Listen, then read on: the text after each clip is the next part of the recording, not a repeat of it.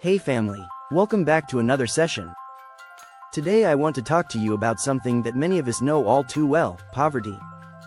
Not just the kind where you don't have money in the bank, but the deep, systemic, everyday reality that it is expensive to be poor. That sounds backwards, right?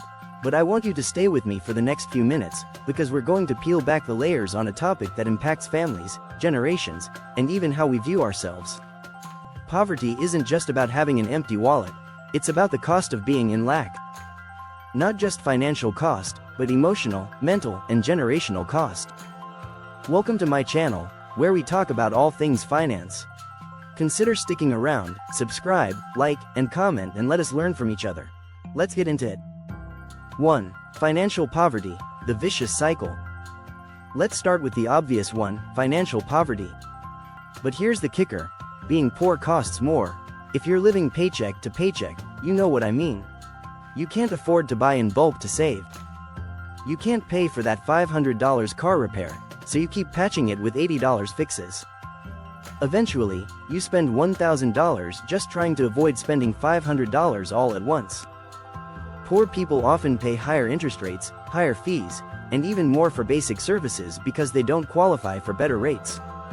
Can't afford a down payment? You rent, and that rent is often more than a mortgage would be.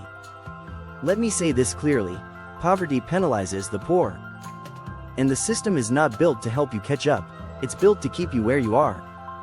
2. Educational poverty. Starving the mind. The second type of poverty is educational poverty, a lack of access to quality information, resources, and opportunities to grow your mind. Not everyone grew up with parents who read to them or schools with well-funded libraries. Many of us weren't taught how to budget, how to build credit, or even how to write a resume. That's educational poverty, and it doesn't stop in childhood. As adults, we often don't invest in personal development because we don't have the time, money, or even the awareness that we need to. And in a world that is constantly changing, especially with technology, ignorance becomes expensive. Those who are educated, formally or informally, have more doors open to them. 3. Emotional poverty. Living on empty. Now let's talk about something deeper: emotional poverty. This is when you don't have the emotional bandwidth, peace, or support system to function at your best. When you're poor, life is stressful. Constant anxiety about bills, eviction notices, job insecurity. It all adds up.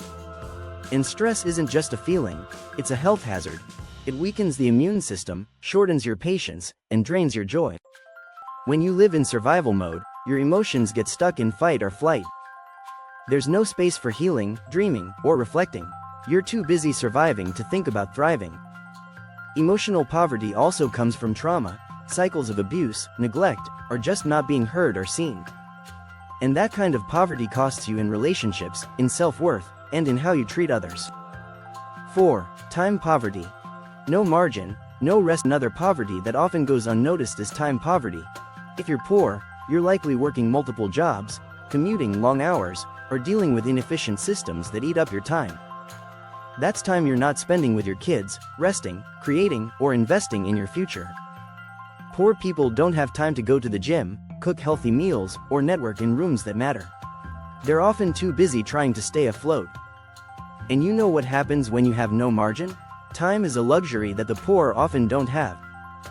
Burnout, poor sleep, poor health, poor decisions, and when you're stretched thin, you end up spending more on fast food, on late fees, on whatever's convenient rather than what's wise. Time poverty steals your peace. 5. Generational poverty. Inheriting the struggle. The final one is generational poverty. This is when poverty gets passed down like a family heirloom. Maybe your grandparents struggled, your parents struggled, and now, you're doing your best not to pass the same struggle to your children. But when the foundation is shaky, everything you build feels unstable. Generational poverty isn't just about money, it's about mindsets. If no one taught you wealth building, conflict resolution, or the value of self-worth, then you're building without a blueprint. It starts with awareness, with intention, with small decisions that build into legacy shifts. And it starts with recognizing that poverty isn't just a money issue, it's a systemic, emotional, and generational issue. So yes, it is expensive to be poor. But now that we know that, what can we do? We can choose to fight back, not just with money, but with knowledge, healing, time management, and intentional parenting. We can build support systems, we can ask for help, we can educate ourselves, we can make better choices, even in small ways. You may not be able to change everything overnight, but you can change something today. Refuse to accept lack as your identity. Refuse to believe that your struggle is your sentence. You are made for more. Not just to survive, but to overcome.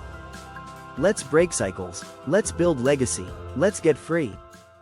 I'll see you in the next one.